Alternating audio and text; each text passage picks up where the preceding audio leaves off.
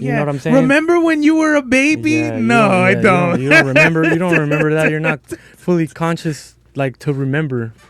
Yeah, exactly. I still have aunts and uncles. I remember when you were 5 months old, and I don't remember you at all. What the fuck? I don't know. You're telling me this, but it's just like a one-way thing. You're gonna remember it, obviously. You got to take their word for like, yeah, you probably were. Yeah, you probably did see me when I was fucking still on a cheapone and shit. You know what I mean? Yeah.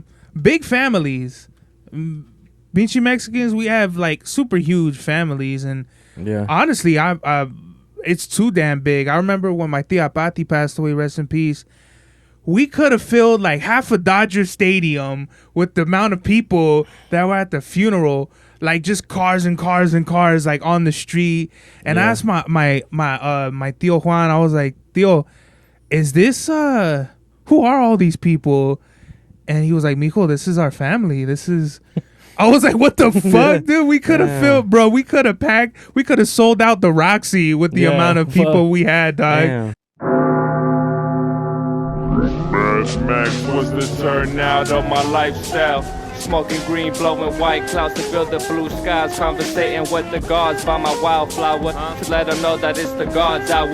This love's the never-ending saga. Gods by my wildflower to let them know that it's the God's hour. This love's the never-ending saga. Gods by my wildflower to let them know that it's the God's hour.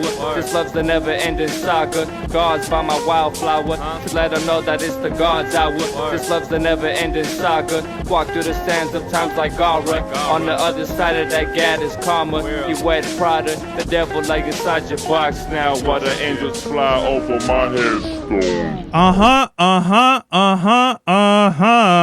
We are back with another episode of the God's Hour podcast with your boy Big Cerbavelli back in the place to be. La Merca Superior Palisade. Well, actually, we're not in Palisade 1.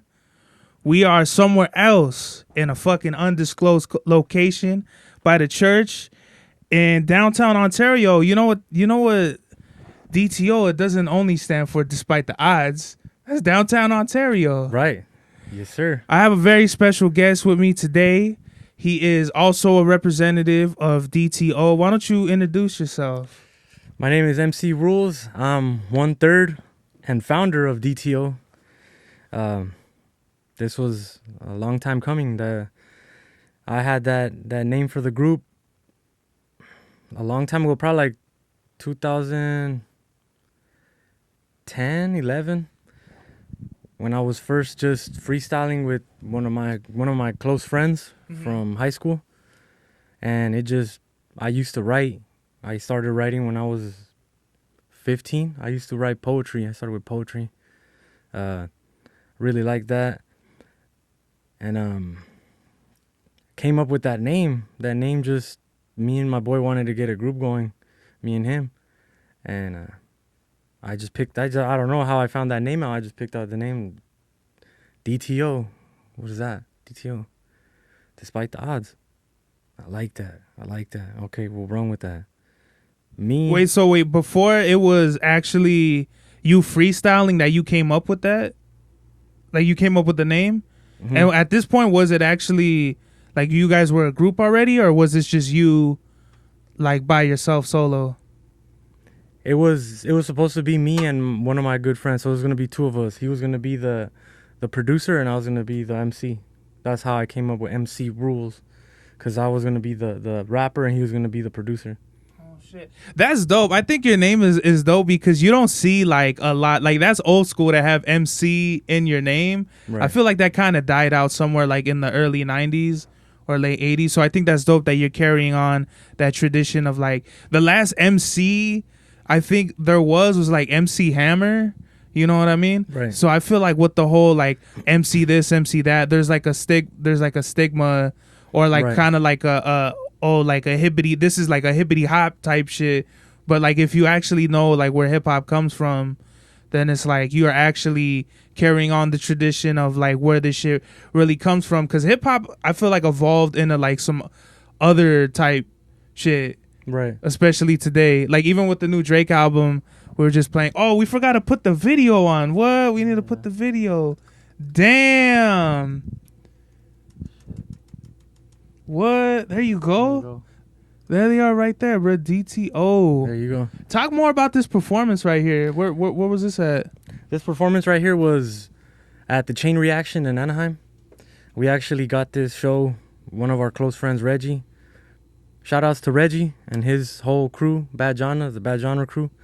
Really good friends of ours, have really taught us a lot about music and a lot about promoting yourself and going out there and, you know, networking. Mm-hmm. They were pretty much the whole, like, start to give us that mentality. Fuck, my bad. I hate this shit. It's all good. So, like, with your name, like, how did you come up with Rulez? So you got the MC part of it, but how did you come up with, like, Rulez? Rulez? Well, I used to want to, like, start tagging with one of my buddies. Mm-hmm. And I was never really good at drawing and never really good at writing. It was just a thing that I liked. So I tried to hop into it, but I never really excelled in it. So, mm-hmm. But I kept that Rulez. That was going to be my tag. Rulez, Rulez. And since I was rapping and I wanted to be an MC, all my names start with like my nicknames and my name start with an R. So my name's Raul. My mom calls me and my family calls me Rulez. Jesse, Abe, they know me as Rulez before they even knew who Rulez was. So that name has been around. Rulez, Raul, Raulito, everything with an R. And then since I wanted to be my tag to be Rulez, I was like, yo, like, that's the name right there. MC Rulez. That's fire. That's like my name was the same way, like Serbs. That was my graffiti name.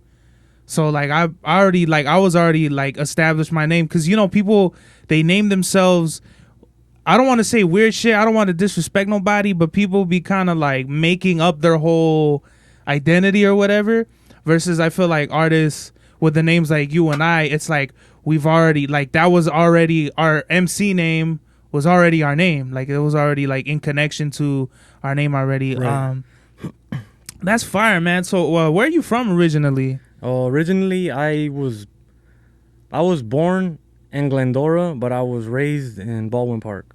Raised in Baldwin Park all the way up until 6th grade. But I was in Baldwin Park till like 5th grade, and I moved to La Puente for like a year, 6th grade, and then from La Puente I moved down over here to the IE in Colton.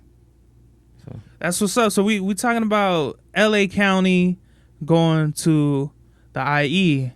La Puente. I used to work with a dude from La Puente. He tried to put me on his hood and shit, and I was like, that's not gonna happen. Can't be from Ontario repping a La Puente. That still fuck me up, even if I was part of any shit over here. That's funny. So moving over here, what would you say is like a big difference between like LA County and like the IE?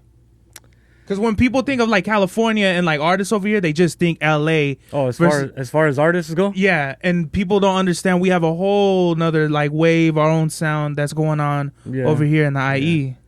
Well, the difference that I've seen with music, and it's just what I've seen.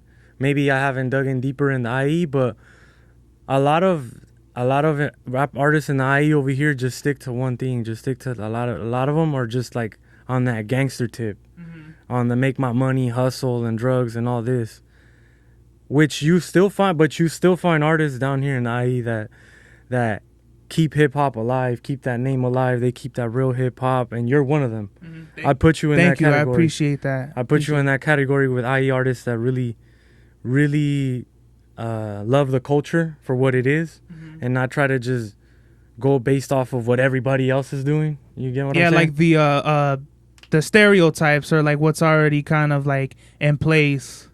Yeah. You know, yeah. It's rare in the IE too. It's rare to find people like that in the IE. I think anywhere, you know what I mean? I don't think it's just in a IE thing. I think it applies to a lot of other things where it's like the uniqueness of like individuals I think me and Abe were talking about this. Like, people, they just try to like stick to one lane. If it's the hustle, get money lane, if it's the fucking the pothead songs, every song, you know. Right. But like a lot of artists, they stick to that. But there's like very few that bring like the consciousness to it, that bring like the realistic shit with the street shit, with like all this other, you know, that's life, you know. Or maybe that's kind of like what I grew up experiencing. Not everyone experiences that, right? But I kind of feel like dabbled and dabbled, experienced a lot of different, you know, negative, positive, you know. So I feel like I put that in my music. Is that prevalent in your music, for those who wouldn't know? Yeah, definitely. My music comes from a lot of different things that have occurred in my life, or things that I've witnessed in life, or things that maybe I've heard other people go through in life. And my whole thing is like, I've always loved to help people. And at a young age, I felt like my voice had some kind of weight behind it, as far as when I had something to say. Yeah, exactly.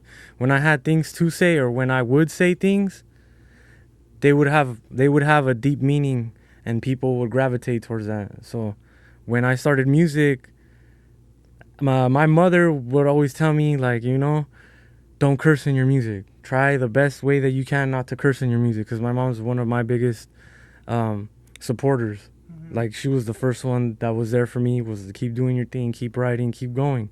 You like to do this, you love to do it, keep doing it. I'm not going to stop you from that.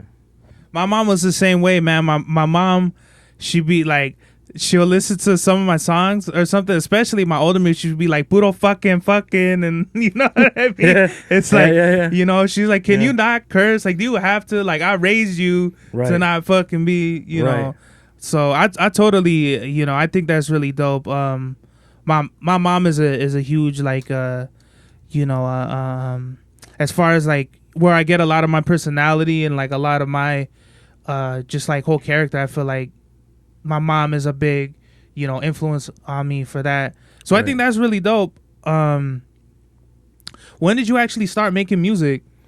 I actually like legit on streaming platforms and releasing music, because that's what I call legit. Because before I wasn't known like that. Like, friends, like, I went to college for a bit when I was like 19, and there was a community college out there in San Bernardino Valley College.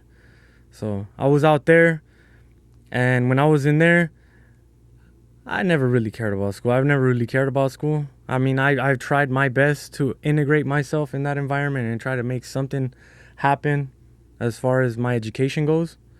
I did graduate high school. I'm blessed for that, because it was a long ways coming in high school. I was bad in high school, but I did my best and I graduated. I'm thankful for that. So I have that to say that I got in my education, because not a lot of people are fortunate enough to say, oh, I got my college diploma. I mean, I got my high school diploma. Mm-hmm. A lot of people were like, oh, well, I can't apply for this because I don't have that. Now I need to go back and get my GED. Mm-hmm. Thankful I don't have to do that, you know. But as far as like with the music, I started when I was in college. I was just sitting in the back writing music. Most of my classes, I would just sit in the back, just write music, write lyrics. And my friends that found out, I would show them, and they would read it. And, dude, that's hard. You should rap. You should start rapping. Oh, so this is before you were even recording and all that? Like, before you were just writing? Yeah, no, writing rhymes. Yeah, no, I didn't know no studio. I didn't know anybody that had a studio. That wasn't a thought. My thought was never like, oh, I'm gonna just start rapping. I was just like, I'm writing. I like to write, and I'm just gonna go with the flow. I'm just gonna continue writing. Wow. So what even prompted you to like write? Was it just boring? Was like class like boring, or what inspired you to like just write in class? Because I think that's crazy. Hip hop inspired me, because I've always been a really big hip hop head. I've always really like listened to like, especially like mid to late 80s hip hop, to like early 90s to mid 90s to late 90s. Like, that whole era right there was just like some of the most lyrical, influencing hip hop that you could listen to. The pure, talking about the essence where like hip hop, it definitely like, want like the golden age of hip hop is the 80s, but I think where hip hop like really got refined was the 90s. Yeah. That's my favorite. I feel like all the best rappers came out of the 90s, or at least were rapping into the 90s, like KRS and Cool G Rap. You know, they were like late 80s but came in to the 90s. They had a heavy influence on hip hop for sure. On me as well, you know. Definitely Cool G Rap. KRS got some good songs too, but as far as like the golden age and like the hip like in the 90s go, what would you say is like the most influential on you, on your style? The most influential, like artist wise, or just in general? Yeah, just in general. Like what, like do you think it's like more 80s, more 90s? More 90s. More 90s? Especially on that boom bap. That was my favorite. As when I dug in deep and found that genre of boom bap, I fell in love with it. That's what made me keep going. And then when I dug deep and I dug into Tupac, the reason how I got into writing was I when I went to school, I went into the library and I found Tupac's book, The Rose That Grew from Concrete. And did he actually write that book? Or was it a book about him? It's a book about his poetry. They found his poem book, and his mother allowed them to print out the copies of his poems and to publish that book.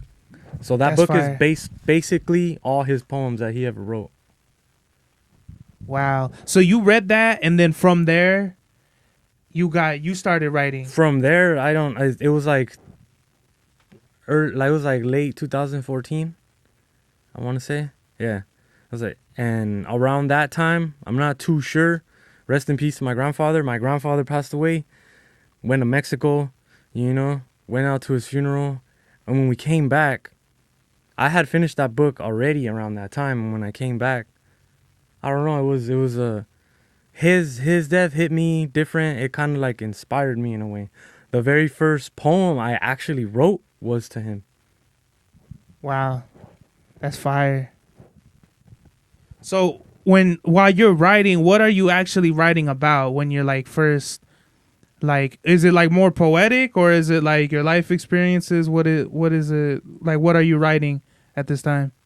I try to actually like, I like to give myself breaks in between from making music, because I heard Nas, one of my favorite artists in hip hop, from him in an interview where he said, writing music the way we write it and articulate it, you got to give yourself breaks and got to go out there and live your life. Yeah. You got to live your life. You got to go see life. You got to experience things in life. So in order for you to traject it into your music, you got to experience it first. Definitely. I totally 100% agree with that. And also too, like if I consistently want to write, even if I'm not feeling it, like, you know, you want to write a song, right, but if you don't feel like you're like writing a song, it's not going to happen. Yeah. And I feel like that's where I get like quote unquote writer's block. I don't think you ever really get writer's block. I just feel like you don't get inspired to make music. And I think that's really what it is. Yeah. And also too, it's like, even if you do try to like bypass that and write and make music, it'll end up sounding like the same, or you'll end up talking about the same shit because you're still in that whatever mode, like whatever chamber you're locked in, right, it'll still be that. Right. Versus you actually have to go outside, visit places, and experience life. That's why I don't understand why like some artists could make like a whole album or something in one day, or like West Side Gun, he'll be like, we made this in 2 hours or some shit like that. Like, how, bro? How could you do that? I could never do that, but you know. In college though, I actually dropped out because I made music. Like I found myself just making beats on the computer or writing or whatever and not paying attention. A lot of shit was going on at the time in college as well. So my mind wasn't even in school. It was like somewhere else. Right. And I needed just like a musical outlet to get me through the day. And that's why I ended up being like, well, fuck school. Like I learned how to like program, make music, and I was there learning how to like record in the studio recording, studio engineering and all that. Yeah. And once I found out that like, well, I got what I needed out of college, I fucking just like, I don't want to say like I'm a college dropout like on some Kanye shit, but it just wasn't, that wasn't conducive to what I was doing. Right. Was it the same for you? School, yeah, school's never been my thing. Like if you put me in a room and you force me to learn something, I don't want to learn it. So if it's the difference between that to me is like, I gotta really enjoy what you're teaching me for me to actually learn it. Mm-hmm. If I'm not really feeling it, I'm really not gonna learn. I already know myself, and it takes somebody to evaluate themselves and to know who they are as a person, to actually be like, you know what, I'm taking that course and I'm gonna take it because I love it and I'm passionate to do it, and I know I'm gonna give my best efforts into it.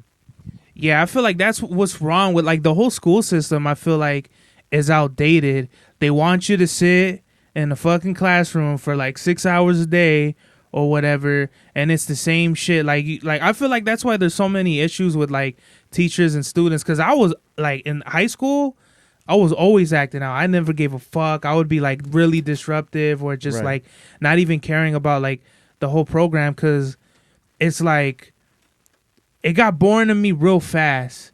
And me as like a knucklehead ass kid, my whole mentality was just like, well, I don't give a fuck unless I had a teacher that was like one-on-one with me, like, look, like, listen, like, you're doing this, you're doing that, I can help you do this. Or if they were like a fun teacher, like they would make it cool, like this is why we're learning this, or this is why it's important that mathematics. Or when it's just like you sit down and it's like 1 plus 2 equals 3, and then like it's boring. Yeah. I hated that shit. Yeah. So I just feel like school is like really outdated. Is that like the same thing like you feel with like school? Or yeah, I did. That's why I really never gave it my full efforts. I felt like it was a waste of time, and also too, I have a father that's a really hard working man, and I started working with him when I was 15.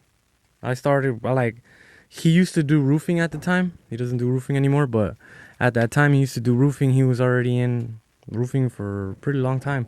That's hard, bro. Roofing is that's some fucking labor right there. I don't know if people understand like how labor intensive roofing is. I've had homies who've done roofing and shit, but that's crazy. So you were like learning how to roof at 15 with your pops? Yeah, I wouldn't say like I fully know it, because I was going at a young age. So at first when he would take me on Saturdays, because of course I'm going to school and I don't work the weekends. My dad was like, you're not doing anything on the weekend. You're not just going to stay home and be lazy. You're going to go work with me. And I wouldn't want to go, obviously. I'm like, I don't want to do that. But what 15-year-old wants to go work after they've done a whole fucking week of school, bro? Yeah. I know for a fact I'd be like, hell no, I ain't gonna do that shit. Yeah. Do you think it was just your dad, like, already knowing like school is bullshit? Like you actually got to learn with your hands, and you know what I mean? Like you got to know what hard work is. Yeah, of course. Because roofing is roofing. I mean, I don't know too much about it, but is that actually like a real lucrative, like profitable business to work? If you hold your own business in it, like say you're an entrepreneur and you go and start a company from the ground up, and you, so to speak, draft your workers and shit, that shit almost hit me in the face. Let me turn it's all good, bro. If you know what you're doing and if you know how to handle the business, you know how to run a business. It can become something big. You just got to put that time and that effort and money into it. But was it like that with your dad? Like, did he have his own business, or my dad didn't have his own business, but he did it on the side. Like he was working for Pomona Valley Roofing Supplies. Okay. So he worked for Pomona, that company, Monday through Friday. And if he had like a friend of his or a friend of a friend's that are like, oh, I have a leak on my roof, or I'm trying to get, some new tiles or some new shingles on my roof, how much will you quote me, and if I agree with the price, when are you willing to do it, and stuff like that. So my dad would do that on the sides. And those side jobs were the jobs that I would go with him. And how long were you roofing with your pops? Was this like a long-term thing, or was it like short? It was probably from, like, where it was a more consistent thing. It was from when I was like 15 all the way till I was like 21, 22. Oh, damn. So you actually did it for a minute with your pops. Yeah. Is that what you do now or no? No, I don't do that now. I work in a distribution center in living spaces. I work I used to I started at Ashley's Furniture. So I've been in the furniture business for 11 years now.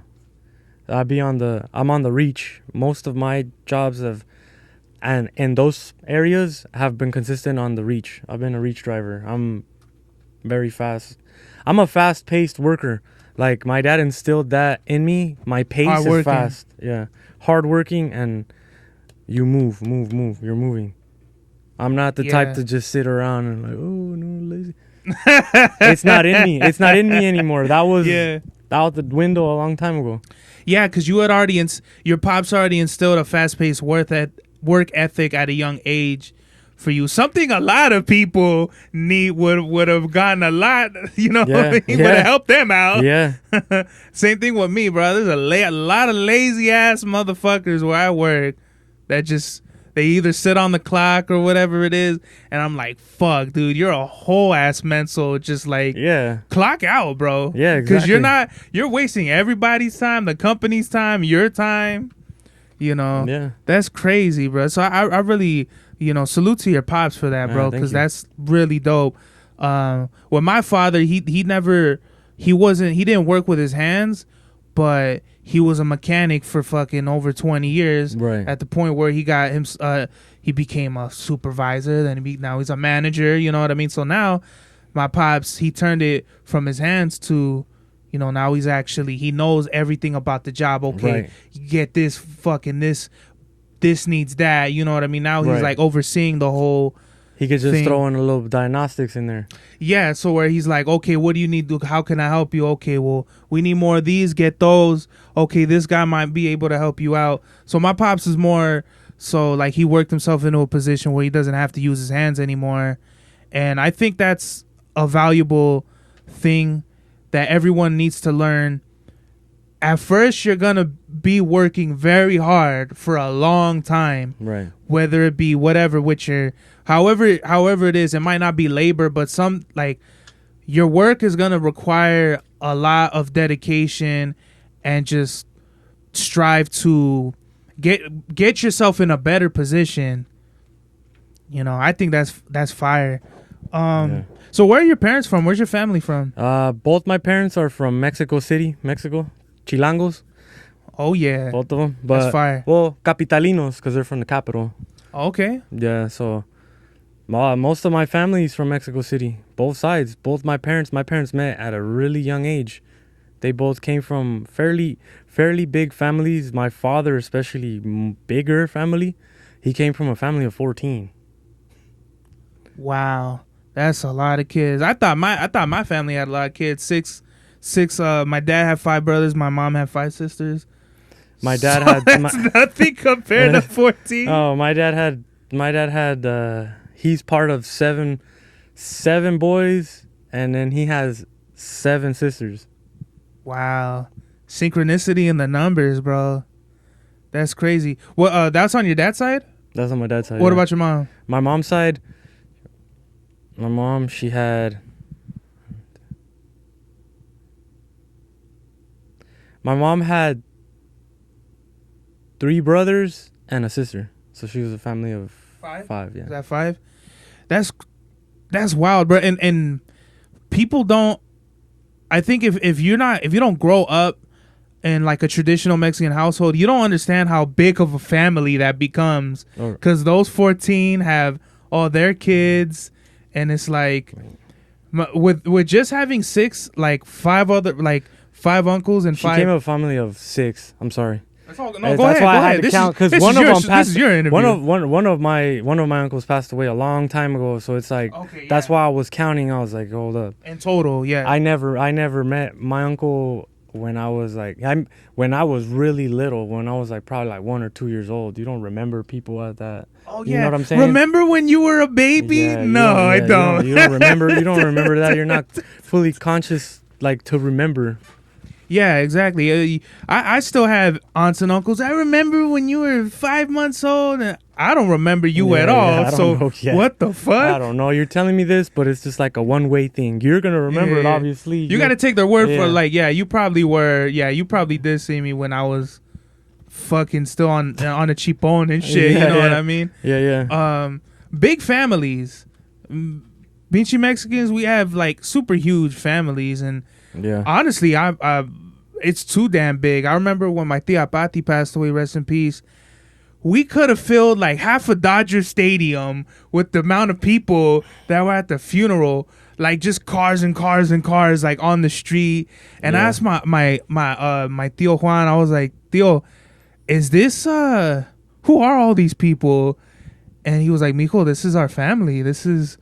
I was like, what the fuck, dude? We could have filled, bro. We could have packed. We could have sold out the Roxy with the amount of people we had, dog. Damn. I was like, you know, so are you close with like all your like who are you more closest to on like your dad's side, your mom's side? My mom's side for sure. My dad's side, the family is like, we don't really have like these family reunions. It's kind of messed up to say. It's like it is. In the family dynamic over here that we have, as far as not my intermediate family, because my intermediate family, we're super close-knit family, but I'm talking about like my uncles and aunts and stuff like that. We don't really come together as much. It's messed up to say it. It's like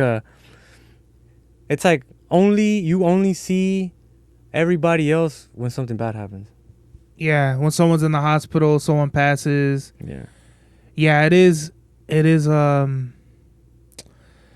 sad when you think about it like that, but when you think like, well, fuck, like every family's the same. Everyone needs to make a living. Right. Everyone's busy doing their own life. Right, true. That is very true. It's not like, well, fuck this fool, I don't like him, so we're going to stay. It's more like, he got shit to do, I got shit to do. And, you know, this is like 90% of my family is like that, where I will, like, even if it's my cousins, we're close as fuck, and it's just like, this fool might be, you know, wherever in Arizona or something, and now he's living in Arizona for a minute, and now now we just went from, you know, kicking it every day to now we don't kick it at all, you know, or whatever it is. So it is sad, but then like you gotta take it for what it is. And like with my tia Pati passing, that was like one of the first few times where like I had seen like everybody together and we're all like talking or whatever about our lives or whatever. So that's the bittersweet moment of that, where it's like the bitterness is like, yeah, well, tia passed or whatever, but the sweet shit about it is like, now we all get to see like, oh, how are you doing, or what are you doing? It's been, you know, whatever, 5-6 years, so like you catch up on that. So it kind of like, that's the reality of it, you know. It's crazy. So the capital, Mexico City, man, that's like the melting pot. That's like where everybody, you know, north, south, east, west, everyone in Mexico goes to. Have you been, do you frequently go back to Mexico? Or? I haven't I used to go more frequently. Now that I'm older and it's like I have a job and, you know, have girlfriends and stuff. Yeah, girlfriends for sure. And then now that I've been older, I haven't really gone back to Mexico. Oh no, not why is that? You just busy? You just ended up like busy? Just who's family out there that like you would like, you know, like from your dad's side or from my both my mom and dad's side. They live right there. They live like on the same block. Oh shit, that's fire. That's dope. I didn't mean to cut you out, but what were you gonna say before that? About what? About Mexico City, like going there. Or? Oh, no, I don't. No, I don't know. What are you gonna say? My family is from, so my grandma is born in León, Guanajuato. Yeah. That's like more the south. Like I have family all around north and south of Mexico. Not really like the central part of Mexico, like Mexico City and all that. But bro, like it'd probably take me a fucking lifetime to figure out all, you know, because I have like my grandpa, he has like the rancho somewhere, and like like some remote part of Mexico. I think I don't even remember. It's like not even a big city. It's like more of like just a ranch somewhere out of the way in the sticks. Like no pavement, like no paved roads. It's all dirt. My grandpa from my mom's side, he was born in Guadalajara, so you have all the touristy spots and shit like that, especially now. But I always think it's important to like identify where you come from, and always going back to Mexico. Every time I take a trip back to Mexico, I learn something new about myself, my identity, and you see like the changes like going on in Mexico. Like there's a lot of West Africans that are moving into like Mexico, and you see that whole shit going on. When's the last time you've been to Mexico? I've been to Mexico. Oh yeah, this is where we were at. Like I haven't been consistently. Like I think the last time that I went to Mexico, I believe was like 2018, 19. It was definitely before COVID, before 2020. Yeah. So how was that? Like, did it? And how long had it been since then? Since 2018? Since it was like 2015, 16. So it's not too far off. Few years after that, you know, it wasn't. It was always like we would go like every year, and if we couldn't go every year, we'd go every other year. So I would say that was the more consistent. And what do you when you go back to Mexico, where do you go, and like what do you like to do? Anywhere really I can go, especially with my cousins from my mom's side. Like I'm more closer to my mom's side, my cousins on my mom's side, and it's fun. Good people, really down to earth people, and they really support my music. Really big supporters of my music. Once they found out that I do music, they would ask, Mijo, what are you doing with the music? What are you doing with this? You need to start doing shows. You need to start doing this. When they first found out that's fire, that I was making music, even though they don't have no idea what I'm talking about. but you know Mexican when people, someone's talented. Exactly. Yeah. And I have one of my cousin's daughters is with her boyfriend raps in Spanish, and he raps good. He knows hip hop, like, for sure. And I remember I was out there when it was like the last time I went. They were like, "Oh, mijo, he raps too," and I was all, "For real? Yeah, dude." And I was like, "Oh, hey, you guys should rap together right now." We had it was like the whole family. It was kind of like a family reunion when we were out there. That's sick.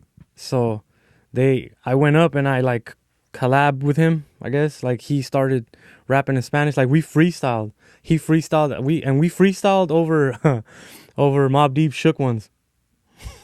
He freestyled in Spanish, and I freestyled in English. So the family was just eager to just see us and they give us a whole microphone and everything. It was a little karaoke thing. It was nothing big, but nonetheless we performed in front of them, like, you know. That's fire. Or are you guys the only two that rap in the family or make music? No, we're not. I actually come from a very musically inclined family. My mom used to play the acoustic guitar with my uncles, with all her brothers. My grandfather, her dad, rest in peace, he passed away. Her dad used to play in a mariachi band with all his brothers, and he used to play the guitarrón, the big old like guitar when you pull on the strings thing. Boom, boom, boom, boom, yeah, boom, boom. He used to do that, and his other brothers would play the trumpet, the violin, the accordion, everything that a mariachi band needs. All his brothers, do it. Yeah, he can do it. Yeah. He can do it. So that's sick, man. With me and my family, I don't know too many musicians. I think I might be like the one and only that I know. Our family is so fucking big. It's more so like my cousin raps, and then like my cousins or whatever, however it is. Yeah. However, the relatives are in that way.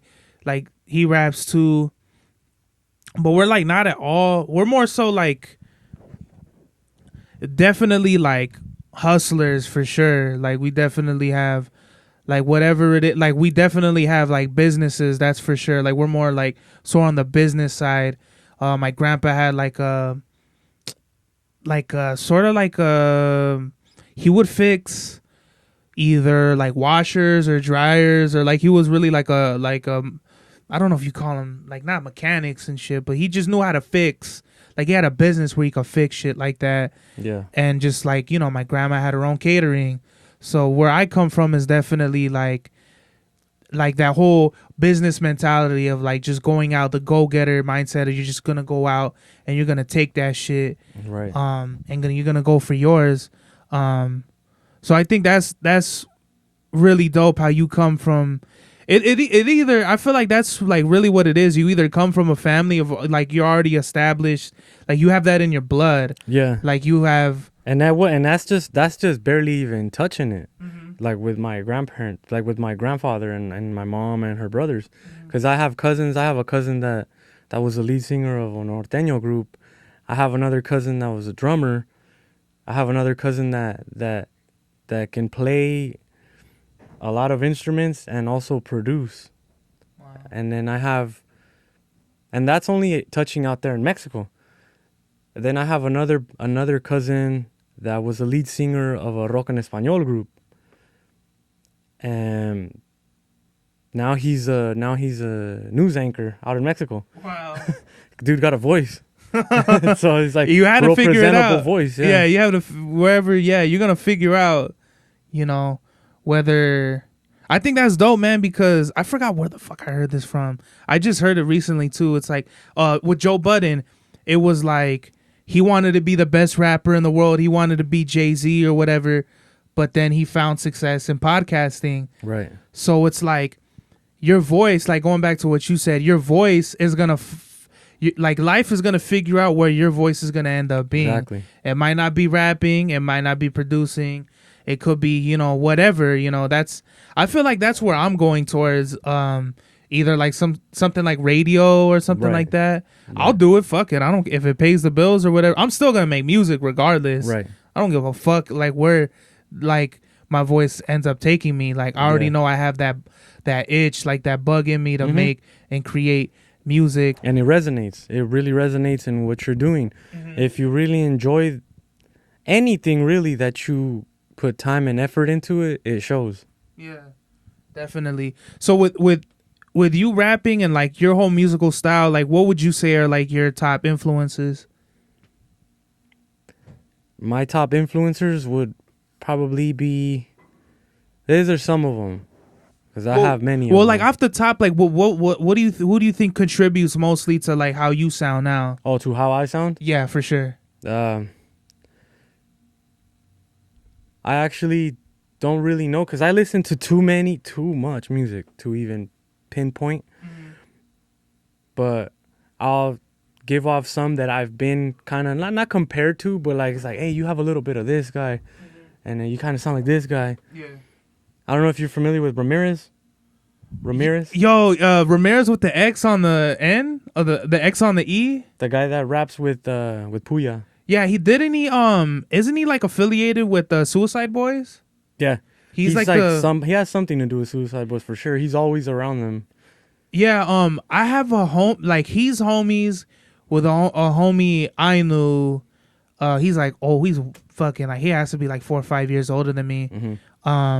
But yeah, I think that's dope, you know, because I knew Ramirez from like maybe like 2013, 14 or something. Him? No, I didn't actually know him, but I knew about him because okay, he about rapped, his music. Yeah, because he rapped with OC, OHSEA, and I think they even did a track together, and they were like real cool. Yeah. I kind of lost contact with OC, but yeah, I've known Ramirez for a while, so to see him now and what he's doing now and like the success he's garnered and shit, it's really dope. And as an artist on the come up, you're like, fuck, like this fool, like I don't know him, but I know, you know, he's you know, like I see his progress. Yeah, I see his progress. Dude's moving. And it's so inspiring to see that because you're like, fucking, that's gonna be me. Like I'm gonna be making moves and you know, making it happen like that. Because if this fool can do it, I can do it. You know what I mean? Yeah. So as far as like musical influences, Ramirez. That's somebody that I know. Well, people have told me before, like, oh, you sound like this guy right here. You sound like this guy Ramirez. Like, what? I'm like, what? Like, for real? Like, yeah. Like, dude, that's dope. Like, one of my coworkers actually, not too long ago, he was listening to Ramirez on his little playlist, and he was like, hey, bro, you kind of sound like this guy right here. And he played some Ramirez, and I was like, for real? He's like, yeah. He's like, that's dope, dude. Thank you. I mean, that's a compliment, bro, because I listen to him, and I think he's dope. Yeah. So that, you know.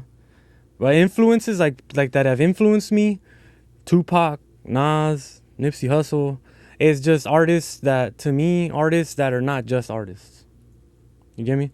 Not just artists that invest in their craft and put time and money into their craft. Any artist could do that. Yeah. But when an artist can give out advice to people and can actually advise the generation and advise not just the generation that they grew up with, but also advise the generation that's still coming up.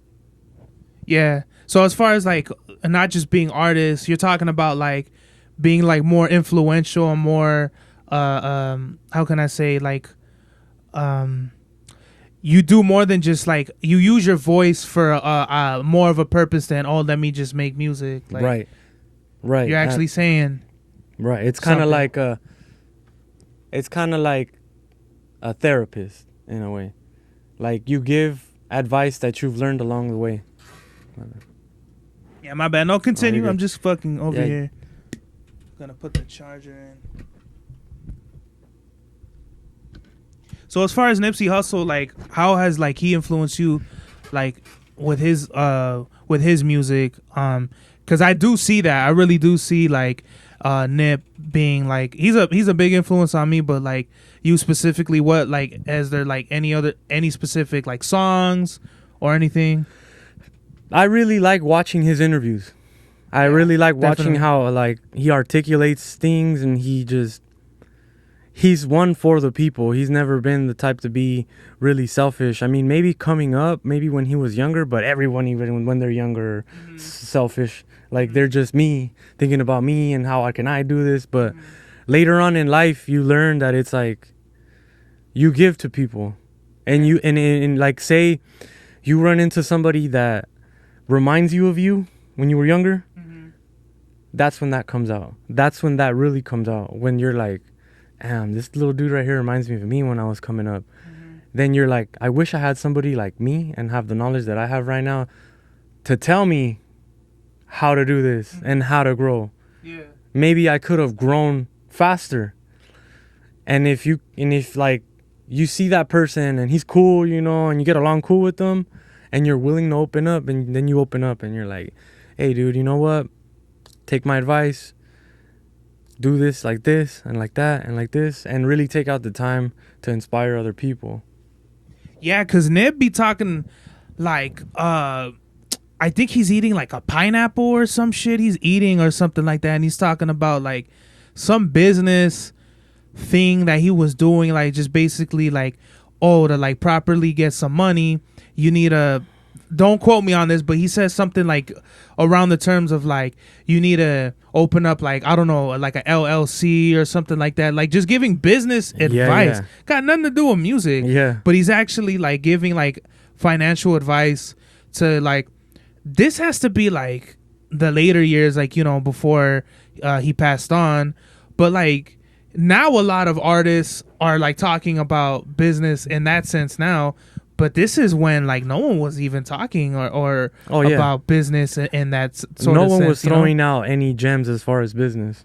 Everyone wanted to like, it was kind of like no one cared, or they wanted to keep it like behind closed doors. Yeah, for sure. Everybody just wanted to keep it to themselves because, I mean, who's gonna want to give the game away? Exactly. A lot of people don't want other people to move up, or maybe move up faster than they can move, because only one knows themselves.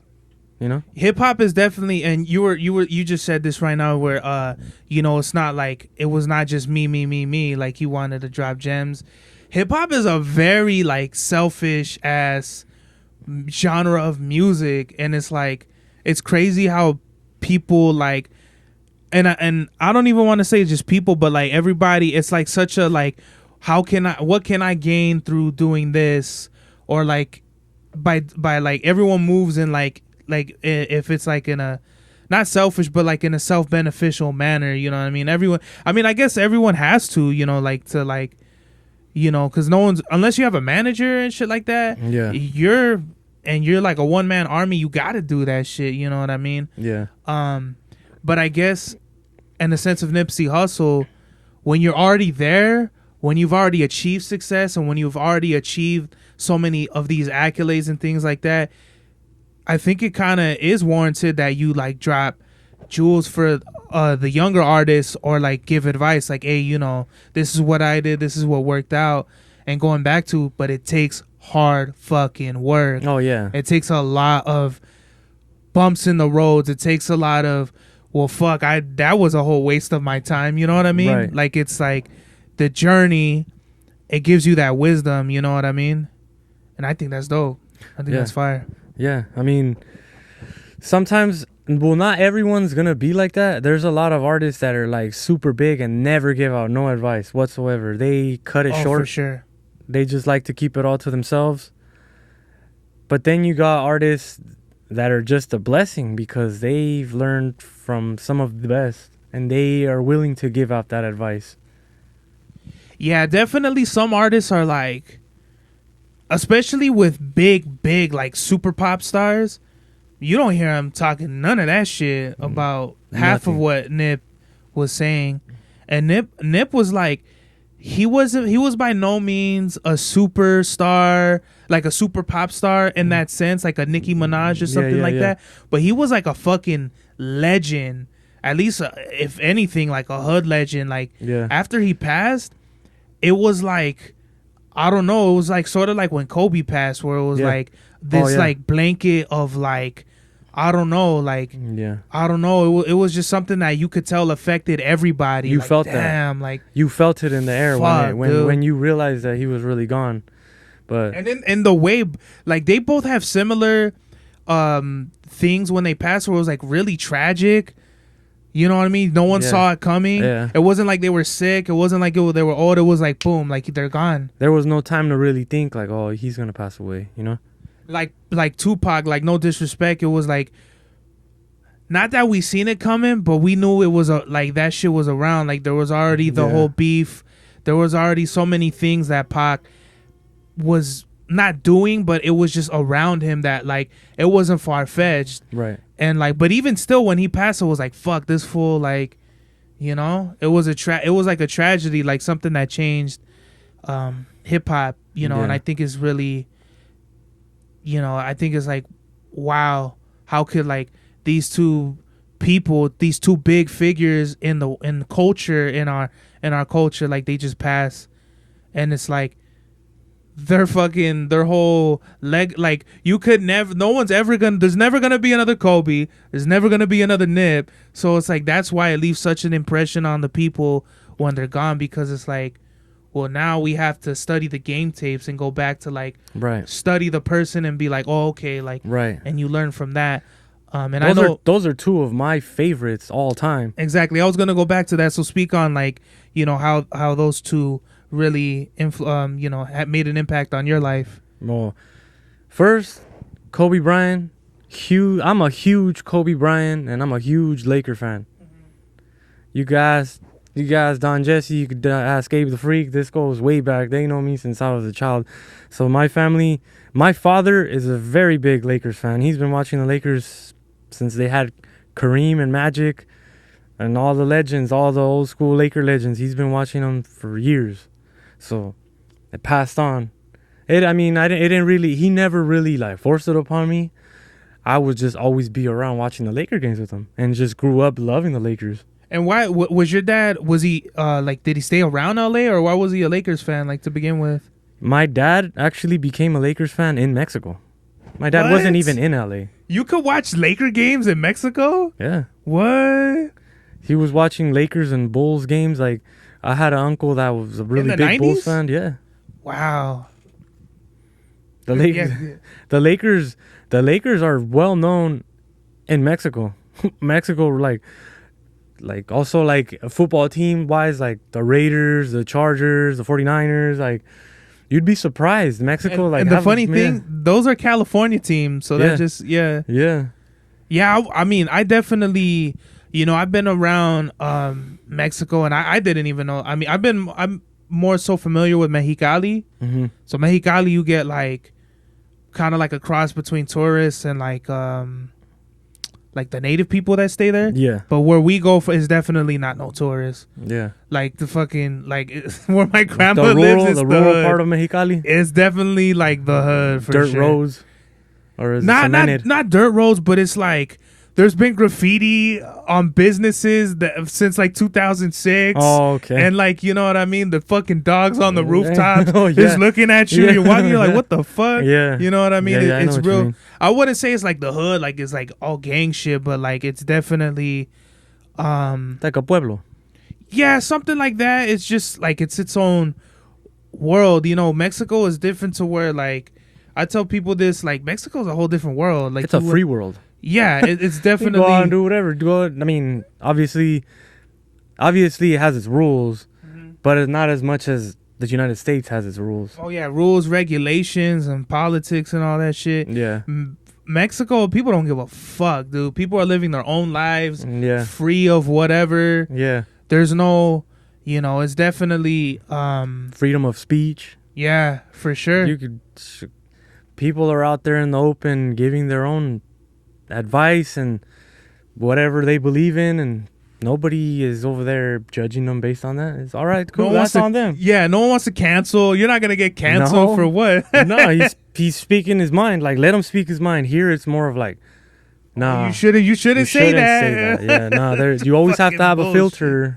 Yeah, everywhere you go. You gotta watch what you say now. Yeah, because exactly. I might have said some shit that in 10 years might get me canceled because I thought it was cool to think about, like, people want to limit the way you think about shit, and that's a big thing in America now versus in Mexico. It's like, bro, I was at La Cachanilla. It's a big mall in Mexicali. I went to this anime store. There was a shirt that says "Satan is my sugar daddy."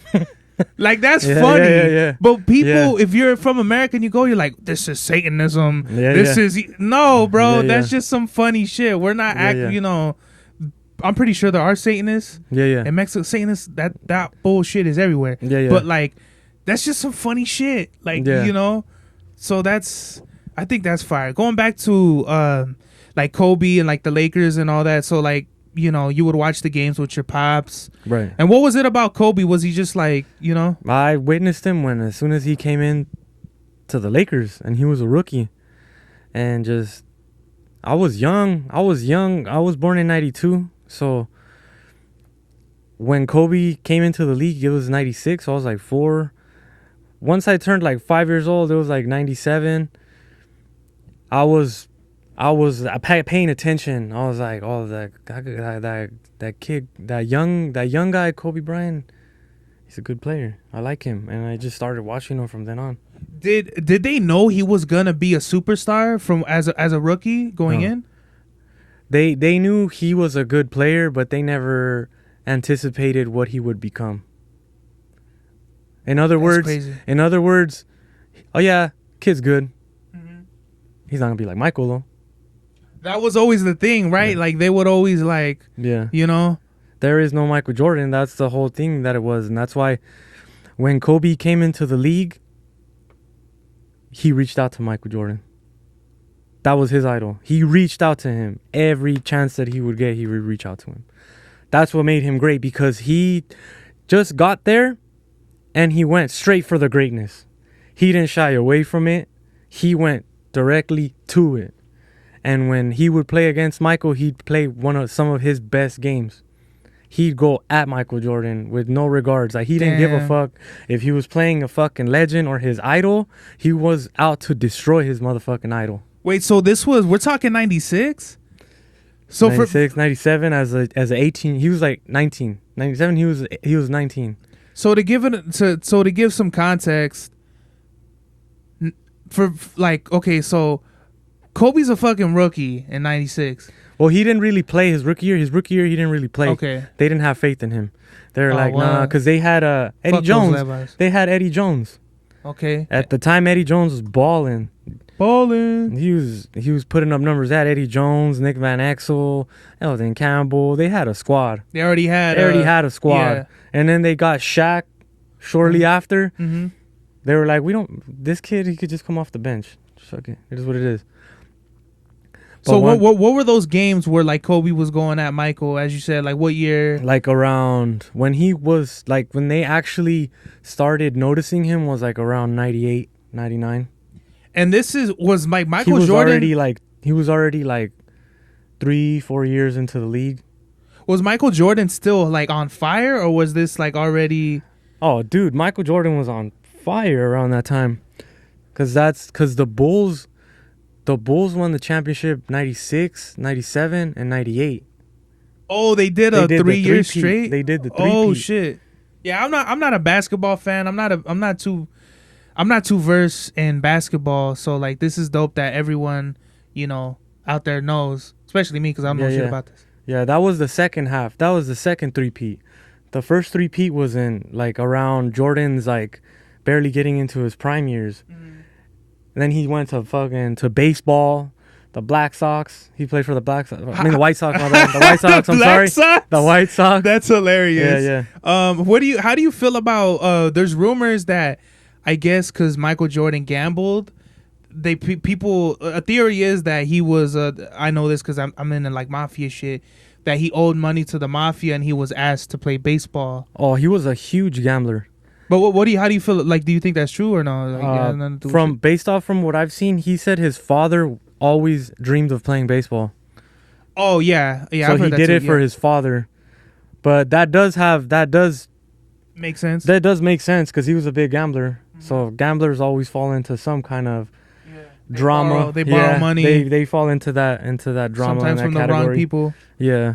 How did you feel about Michael Jordan, like being like such a Lakers fan? How did you view like the Bulls and Jordan? Did you think like those were the ops, or did you think like never? I've been a huge NBA fan. I'm not that fan that's just Lakers and Kobe and other teams. Fuck that guy and fuck this guy. There's so many people like that, dude, that are like like fuck y'all, like if they're like Cowboys fans, they'll hate the Raiders or whatever. You know what I mean? Like it'll be like fuck, these are fuck the haters and all that. You're not like that. You're more so. No, hell no. You actually appreciate. Yeah, I appreciate the craft. I appreciate the sport as a whole. I have my team. That's my team. I'll carry my team till the grave. But I'm not gonna sit here and argue about teams. To me, that's like there's no point in that. That's corny too. My uncle's like that. He's a super huge Cowboys fan. But I swear to God, like if the Cowboys don't score a touchdown every play, like he's shitting on his own team, like he's shitting on everybody. I don't know if it's just him, but like it's when you see a person like that to where they're like their whole life, like he has Cowboy hats, shoes, socks, tarans, glasses. Yeah. He's got like Cowboys everything, bro. Like if you cut his ass, he'll bleed blue. He's like a super fan. He's a super duper fan, and it's just weird to me when like whenever he sees like the Cowboys lose they've lost for so long that when they win, it's about time we won and all this shit. It's like fuck full, like nothing can you can't appreciate the wins now. Yeah. It's that deep now that you can't even really appreciate the wins. It's like fiend shit, bro. Yeah. Like it's really. My dad's a really big Cowboys fan, matter of fact. Mm-hmm. But my dad's not like that. My dad's just like, fuck. Like my dad's more analytical with it, and as am I with my team loses. When our teams lose, why'd they lose? Okay, this guy fucking up. Oh, okay, they didn't play defense. All right, did this. Maybe on the next game they could better that. Maybe they could focus more on that. Mm-hmm. That's the way we are. We'll move on to the next game. We're not gonna sit there and cry and make our whole day miserable just because they lost. Yeah, because that's another thing too. Like with one of my uncles, he's a big 49ers fan. They played the Cowboys one day, And like having them two in the room was like having like the Crips and the Bloods together or some shit. It was like I'm gonna go outside now. You know, that's a big rivalry because that comes way back from like the '90s. Jerry Rice and does it? Troy Aikman and I don't know Emmitt Smith, old school Cowboys and old school 49ers were always. I got an OG Emmitt Smith jersey. Oh, sick! Yeah, Nice. The when the jerseys were jerseys, not this whole fake. The Reeboks. Yeah, the Reebok yeah. classic jerseys. Yeah, those are the actual ones. Yeah, the game day ones. Yeah, I can't wear it now. I'm too fat. But fucking, I still have it nonetheless. The numbers are all like stitched on.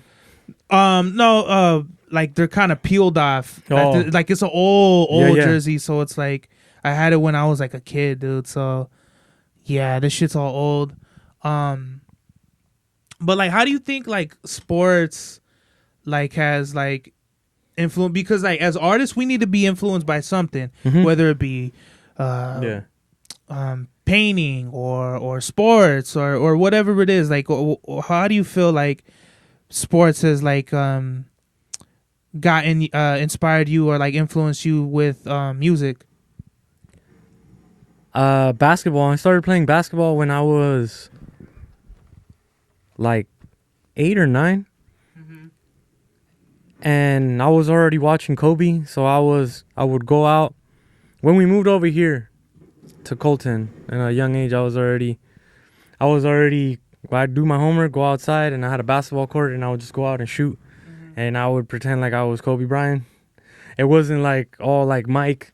To me, it was like Kobe because he was your guy. That was my Michael. In other sense, people are like, "Oh, it's Michael Jordan. That's my favorite player." To me, it was Kobe Bryant. To me, it's always been Kobe Bryant. To people are like, "How the fuck you gonna like Kobe over Mike, bro? Mike's better." Bro, this isn't an argument. This is my opinion. You know what I mean? This is my opinion. This is what I think, and I'm not saying Kobe's the greatest either. That's not what I said. Like, this is like when people ask that you're getting my opinion, bro. That's my opinion. Everybody, is held accountable to their own opinion. Like, you could say Mike for all you want. I'm always going to say Kobe. And that's not an argument. You know what I mean?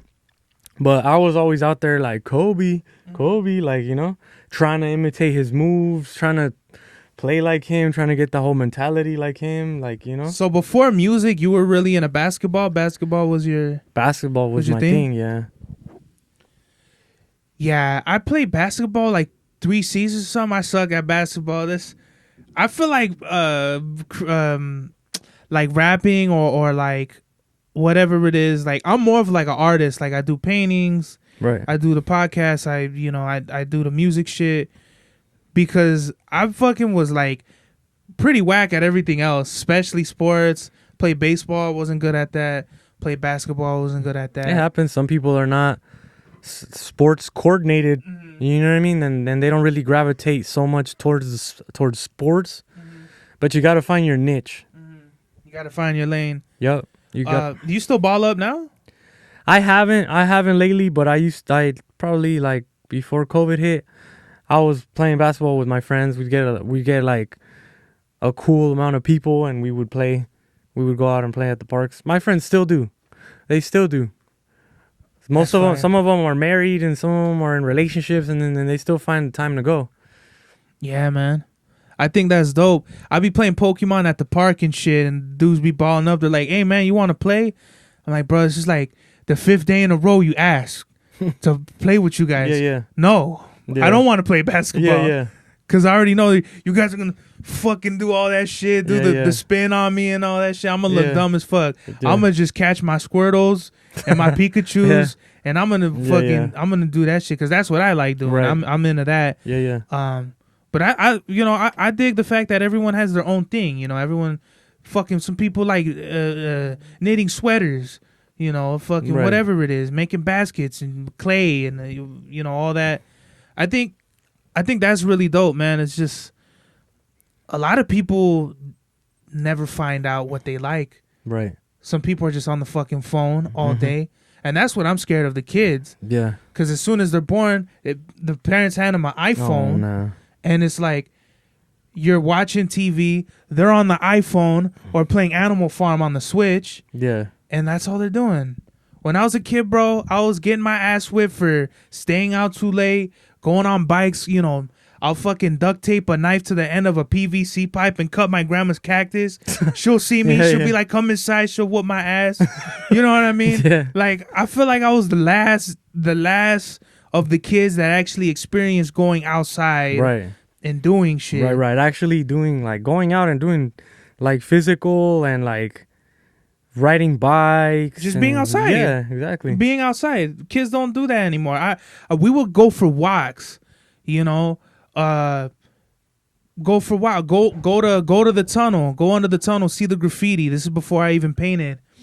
You know, go check out the new apartments they were building. Go up to the liquor store. Get a bag of Takis or some shit. Yeah. And then go, you know, find like a back alleyway and go explore. Like, Yeah. that was what I did as a kid. As a kid, what would you do? You know, I would definitely, like, at a younger age, we would go out riding bikes and try to be at the park as much as we could. But then I got into video games for a while, and Same. I was really just being I would a still be gamer. outside though too. I would have my moments, but a lot of the times I'd be in just playing video games. I wasn't really much of a, I wasn't really social, like, as far as like talking to a bunch of people and be popular and stuff like that. Same. I always hung out with my family. Yeah, same here. And then music really, like, once we started going with the music, I started going outside because I had to, because we got from people that we met along the lines as far as music. They're like, bro, to get followers, to get a following, to build, you actually have to go outside. You have to go network, face to face. Like, if we do shows and we see an artist perform and we're like, that guy right there is dope. We wait. He greets his friends, his supporters. We let him do his thing. You know what I mean? We don't just approach him. Then it's like, hey, dude, you're dope. You know, develop a conversation with him, and then be like, you know what, bro? Like, I do music too. We should link up sometime, or we should just stay in touch and get the IG and network. You got to really put in that network is key to the music, because anybody could just hit you up on Instagram and be like, hey, bro, I want to do a song with you. Who the hell is this guy? I hate that shit. You don't know me. You've never met me in your life. Right. Hey, bro, let's do a song. For what? Yeah. I don't even know you, and then you listen to him, and I don't even like your music. Yeah. They talking about some bullshit. Yeah, exactly. You're like, exactly.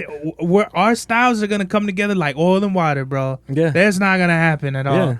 Yeah. Don't hit me up for no. If you don't know me, yeah. What would be even better is if, hey man, I know Abe, yada yada yada. I do music too. Okay, let's see what you got. But even then, it's like, I don't know, right? Yeah. What you just said, that's how we met.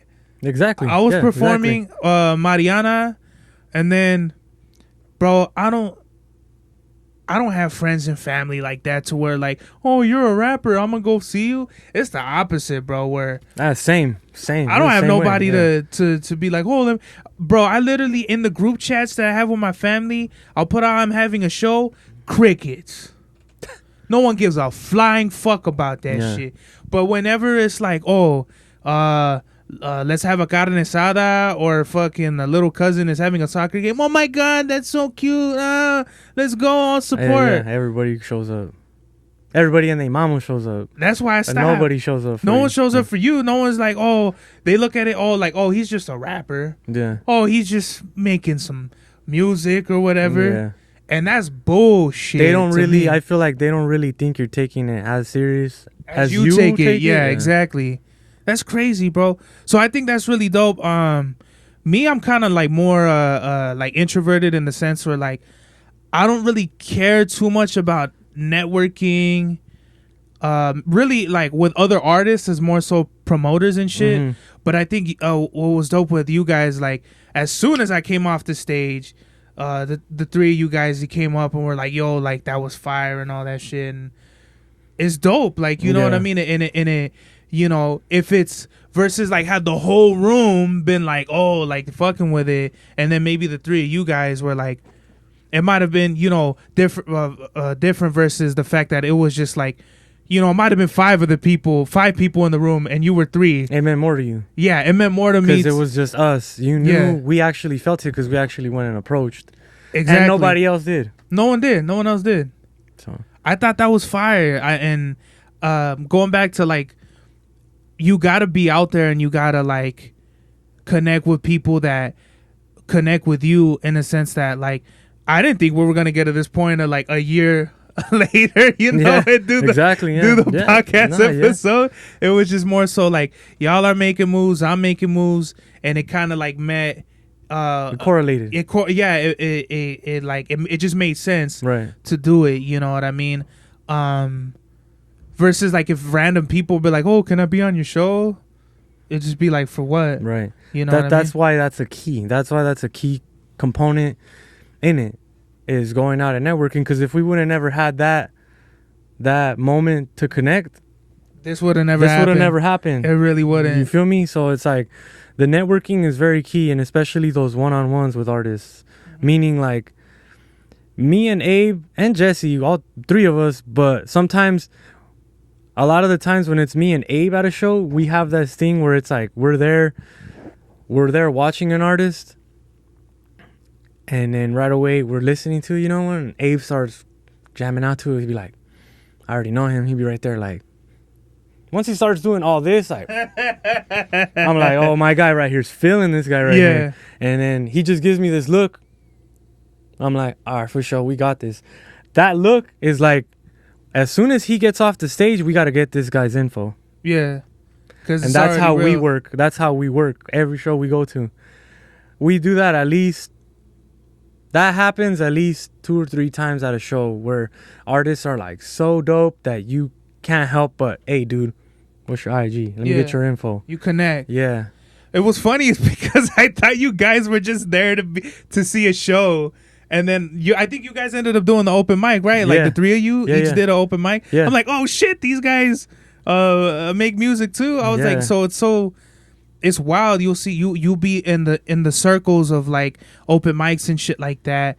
And I feel like it's more artists than people coming out to see the shows. Yeah. Like, you're not really building a fan base versus you're actually networking with other artists. And then within that, you see, oh, okay, this fool knows that fool. Or it's like we all kind of have the same. It's a small world, bro. It really is. Especially in when you get deeper into the music. I don't want to say the music industry because we're not in the music industry. Oh, for sure. But in the music business, it's a very small world. I wouldn't even say the music business. I'll say like the culture, like the culture, like of all of us. Like, you know, like when they say like we're doing this for the culture. No, we are the culture, bro. Like, exactly. The artists that we're all up and coming. We're all trying to make. We're all doing our own moves and shit like that. Yeah, that's us. Yeah, like as a community, we're all trying to do this shit together, and I think that's dope, man. I've said this before, but I feel like LA is like fucking way too small for the amount of artists that everyone's trying to go to LA, dude. So many hole in the walls, many. But LA is probably the best place to go out and get your music out. That's how you feel? Yeah, bro. We've been out there so many times, and the amount of love that you get out there is just, it's you feel really appreciated. I'm not tapped in, to be honest, like the LA scene and all that. Yeah. I mean, I know like members only and shit like that. Yeah. But I don't know too many. Like literally Abe, like what he's throwing in locals only, those are the only spots that I know. Right. Besides like members only and something dope for the people and all that shit. Yeah, but whenever there's LA shows, bro, and you get a slot, tap in, bro, because I'm telling you, the amount of love and knowing your style as well. And I'm speaking on like your style would be really appreciated out in LA, bro, because LA is like LA. If you ain't bringing that shit in LA as far as lyrical talent and lyrical content and just that real shit, LA will chew you the fuck up. Oh, really? Yeah. Yeah? Yeah. Fuck. They ain't fucking with that fuck shit. Bullshit. You know what I mean? Yeah, you got to bring it when you come to LA. That's why I'm telling you. That's why LA is the place to go, especially the type of music we be making. The Mecca. Yes. Really. And people are very tapped in with one another in LA. There's a lot of movement out there. Artists know these artists, and then they know these artists, and then this guy might know this bigger artist, and he might know these bigger venues, and it's just, you never know who's gonna be there for sure. Exactly, you never know LA. who's watching. Yeah, we went out there and did the when Abe got, we went out there and Abe did a show called Paint the City in Lincoln Heights. I was also in there. They had an open mic. I was also in there, and that's how we met Two Souls on Fire. Two Souls on Fire Radio, the radio station that, and shout outs to Two Souls. Abe was on her radio station for a Triple Shot Tuesday, like a takeover. Well, not a takeover. He was on there he had his music played on her radio station. That's how we met her. Then I got my music played on her radio station. I got a takeover on her radio station that's played on, she has it on iHeartRadio. So, you know what I mean? The more you network, the more connections you find. The more connections you find, the more you can push your music out there in different aspects of music. So it's key. But in LA, this is where I'm going with it. With LA, I feel like as an artist, well, this is coming from me. You have a better and bigger chance of stepping into a bigger platform in LA. And I'm not disrespecting the IE on anything, because I know big people in the IE as well, that have big events, big followings and big events, and they throw these, and like shout outs to Noah James. Noah James is a big one. Shout outs to him, the IE. He might putting be it down. do you think he might be the biggest promoter in the IE? I think he's the biggest underrated, because not a lot of people know him, but at the same time, a lot of people know him. Yeah, you definitely got to be tapped in. You got to be tapped in. A lot of people that fuck with the IE, that are actually really trying to put the IE on the map. Not that it's never been on the map. It's been on the map. It's just never been taken seriously as far as LA has. Well, I feel like it's more so like people on a worldwide perspective aren't familiar with IE artists, but a lot of them, if you told them IE artists, they'd be like, "Oh, I know him, Hit Boy." Sugar, Pomona's LA County, right? LA, yeah, Sugar LA. Okay, Yeah, so Sugar Free don't really count, but like Doggy Style, San Bernardino, putting it down for San Bernardino, exactly. So, but I feel like even then, like Hit Boy's kind of newer, and at the same time too, it's like it goes from like, you're from Cali, you're from LA. Oh yeah. So I feel like it's gonna take some years for Hit Boy to, I feel like Hit Boy's already like established now, but you still need those years and those accolades before you have the legendary status on your jacket, like a Snoop Dogg, or Snoop Dogg's not really fair because he's like fucking Universal at this point, but more so of like a Cypress Hill, or like you have decades in the game, and you get that solidification as a legend, like a Psycho Realm or something like that. So I just feel like that's all it is. I wouldn't say we're underrated. I just feel like we're overlooked. Right. Because we're not. People don't really push. Like, if you're an artist, people don't really push, like, oh, yeah, I'm from the IE. I'm an IE artist. Nah, they're always LA. I'm LA, bro. It's almost as if we're, like, scared to represent where we're from. Yeah. Versus me, it's Ontario all day. Yeah. Like, I don't care. Like, I'm not from I grew up around LA County, but this is Ontario. Like, I'm from the IE, bro. Exactly. For sure. I go to LA and I grew up in LA County, So I've seen both LA, IE. Now I've been living more in the Inland Empire than in LA County. So I consider myself an IE artist. So when I go and not just because I have that time here, but because it's not where you're from, it's where you at. You feel me? Mm-hmm. I'm in the IE. This is what I'm repping. Yeah. I don't live in LA, so I'm not. And plus, LA already has enough artists as it is that put them on the map. Yeah. So I'm just gonna put myself in an even bigger category and maybe not even be noticed at all. You get me? That's what happens. It's like I don't want to name names. I don't want to call people out, but it's like you stay in the IE, but you're repping LA. You get what I mean? Yeah, like, exactly, bro, you stay in Fontana. Yeah. Why are you repping another like? Right. Why you repping that? Yeah. Like, we know where you're from, fool. Yeah. And that's no disrespect to nobody. Yeah. But it's just like kind of be real about it. It's like LA already has the amount of people that LA has produced is awesome. The amount of the IE artists that have been put on and all that. I mean, all I can name is Hit Boy right now. Do you know any other artists that would be like other people would know like that? Hit Boy, Doggy Style. Yeah, Doggy Style for sure. He just did a song with Snoop. Noah, we know Noah personally, so Noah James. Yeah, he's a big one out there. And much love to Noah James, but it's 60 like East. 60 East. Okay, 60 East yeah, is another one. 60 East, and shout out to 60 East and the Thought Fest. 60 East and Noah are probably the only two that you would really need to keep in contact as an IE artist. But what I'm saying is, like, what is something like if you don't know, if you're from like fucking Australia or something and you know about the West Coast, and we tell you, okay, like, name an IE artist, all really I can think of is like Hit Boy, right? Yeah. Doggy Style is still kind of like on the come up. He still doesn't have that. Yeah. Like Hit Boy. He doesn't have that recognition, that weight on his name. Yeah. That where you're like, oh, IE, oh, Hit Boy. Yeah. That's what I'm trying to say. I tell people like, oh, because I opened up for Doggy Style, what was it, 2021, 2022? And I would tell my friends like, yeah, I'm gonna open up for Doggy Style. Who's that? Is that like Snoop Dogg or something? Like, people think dude, Doggy like, Style. They think, dude, this guy makes music. He's from the Inland Empire. He's repping San Bernardino. I think he has something. He kind of like co-signed something with Snoop Dogg at the time. Mm-hmm. He hadn't done the song with him yet, but he had something to do with it.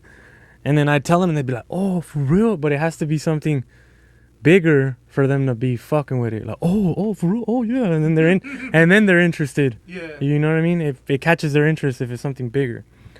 Going back to Thought Fest, you were in the freestyle competition, right? How did that go? Because I would have loved. Do you have any of that footage or recorded anything? I don't. Man. I believe Jesse has some, but I don't. I wouldn't really even like promote that because it was. Because I've never been in a freestyle battle.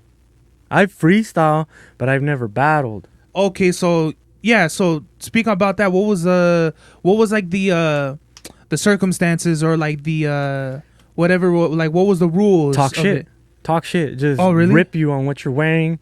Just rip you as a person. Just who ended up winning that shit? Amon the MC. And what? Like, how did he win? Shout outs to Amon, because he was the first dude that I got, that I went up against. I pretty much opened up the whole festival. I was the first person to go up and touch the mic. So, which can be good or bad, because it's like, if you don't really bring it, you know what I mean? Then it's like, oh, that was that first, like you'll end up being like, oh, okay, well, he was just like the first one or whatever. Yeah. Well, I mean, low key, I'm better. It turned out that way, that I was first and I just lost. So that way I could just enjoy the rest of it. And people didn't really pay it no mind. Like, oh, that fool right there, he was trash, or he wasn't even that good or whatever. So what were the like, what was it like? So it was actually, you had to battle somebody? Yeah, you had to be like so they put one-on-one? You had to just freestyle and just rip on each other. Like, just who had the best bars as far as like dissing each other. So it was you versus Amon. I went up against the champion. Amon won the freestyle battle, bro. So you were just, when you freestyled, it was all just like I'm not the type to rip on somebody. Yeah. You get me? Yeah, I get you. That's not my thing. So I went into this a new element. I stepped into a new element that I'm not familiar with at all. So going into this, I was like, I'm going to freestyle and then just try to rip on this fool. So that's what I would do. So you would get a freestyle, talk about whatever, and then I try to incorporate talking shit to him. But that's not the case. The case has to be right off the bat. oh, you know, the shorts you're wearing make you look like this, and then the shirt right here, and then this and that. I'm still standing here saying, fuck the free world. Yeah, some shit. Yeah, it's battle, bro. It's a battle. You just got to rip on your opponent. Clarence parents got a real good marriage. Yes, sir. You just got to rip on them. I had never been in something like that. Yeah. This was my first time, so. If this had to be all freestyles, yeah. Like you couldn't have like. You maybe. Like, how are you going to have a rip and rip? How are you going to have a written ripping on somebody? You get me? So it has to be a freestyle. It's in the moment. I don't know. I'm not anticipating what you're gonna wear, so I can't write about talking shit about what you're gonna wear. It has to be in the moment. And I think those bars are better because you could just be like, man, look at his shoes. Da, da, da, da. You know, like okay. Yeah. So I could see how you wouldn't be able to really write that out beforehand. Yeah. But what the guy who won?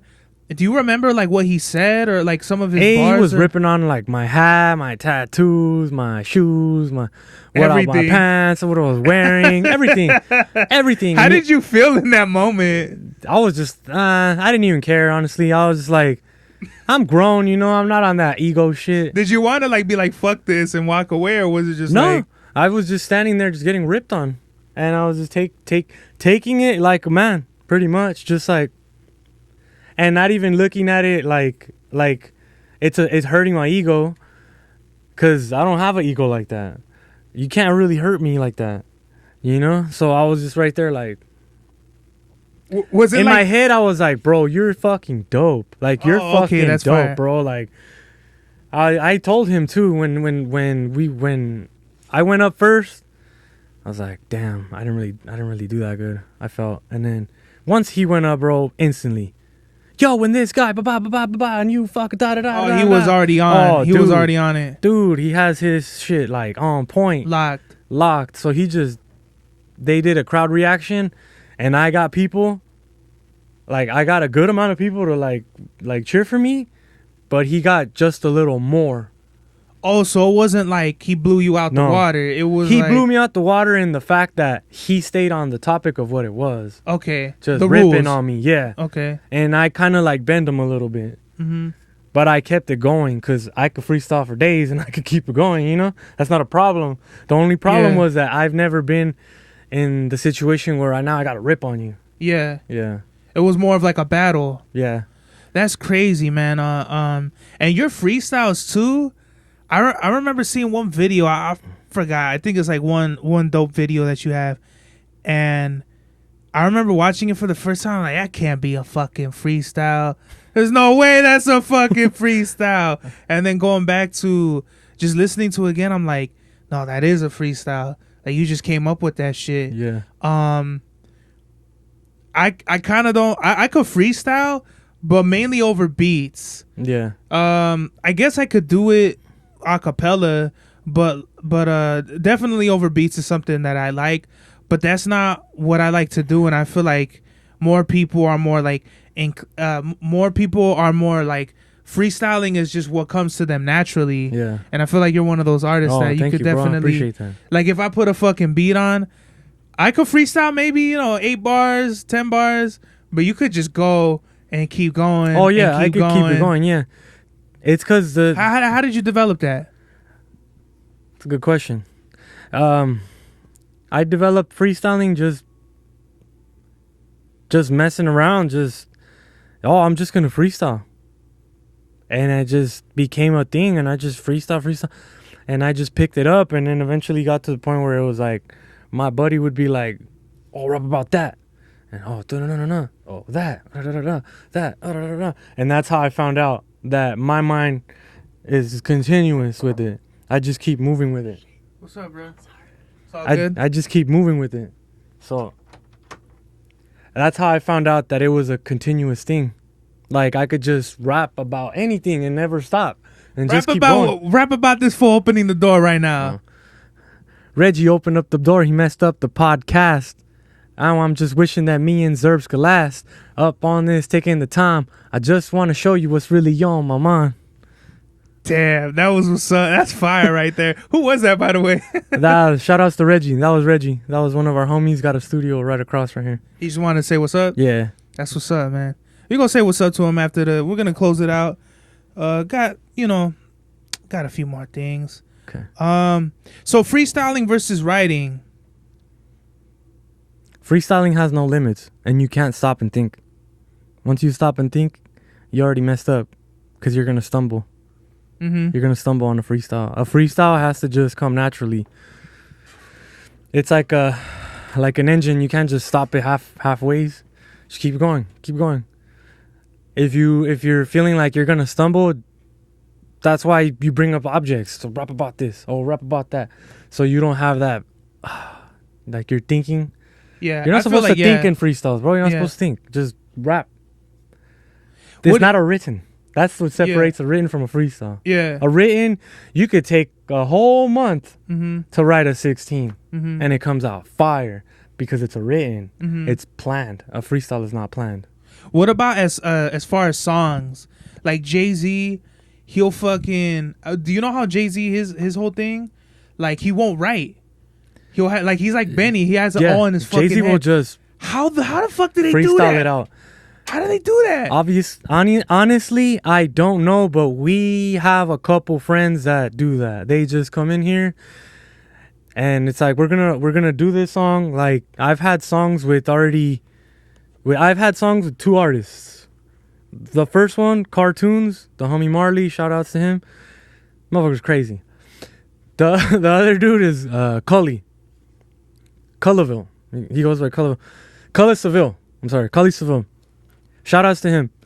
Both of them are insane because they have their everything in their head. We were in here when I was doing the song with my homie Cartoons.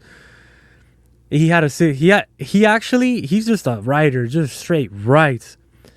I shortened mine. I believe I did like a 12 bar, and I gave him 24. Because he had so much shit that he wrote. I was like, you know what, bro? When I do a feature, like when I'm like, yo, bro, I want you on the song. It's not about me and the song. It's about the feature. Who I'm featuring is your time to shine. I'll give you the mic. Now, let me see what you could do with it. All of my features have been that way. Because obviously I could do a song on my own and just kill that shit. But that's not what it's about. I'm featuring you. And I'm not saying I'm going to hold back. Hell no, I'm not going to hold back. If I got somebody that I know is going to bring that shit, oh, bro, best believe I'm going to bring that shit too. You know?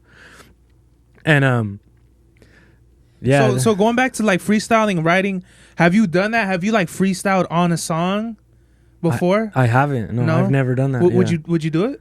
I would, yeah. I would probably consider it as an intro. Oh, okay. Or an outro to an album or a project. That's how Snoop, he freestyled the Shiznit. You know, whatever he said, I'm quoting him where he was like, Dr. Dre just played the beat, and I was like, mic check 1 2, you know, what a skipping, hopping like a rabbit, you know, and he's just going. Yeah. I'm like, bro, I don't think I could ever actually, you know, there's actually one song I freestyled the whole shit, but it was only like a minute, and like I already knew what I was gonna say, kind of like on the Jay-Z shit. Like I already know, like in my head, like okay, I'm gonna say this. Like I just played the beat and then I just went in, but it was like, it's not nothing I would do. I would keep doing. You know what I mean? Yeah. That's definitely a learned skill. Like Biggie got that from Jay-Z. Like as soon as Biggie found out Jay wasn't writing his songs, he stopped writing and he would just go in. I think there's a lot of like Pop Smoke would do that, where he would just freestyle, you know. But I think it's kind of corny when you like punch in. You'll say a line, right, and then you'll punch in another line, punch in and punch in. I don't like that because it kind of like, I feel like it bogs down the record, like the listener experience. So yeah, I just feel like writing is always better.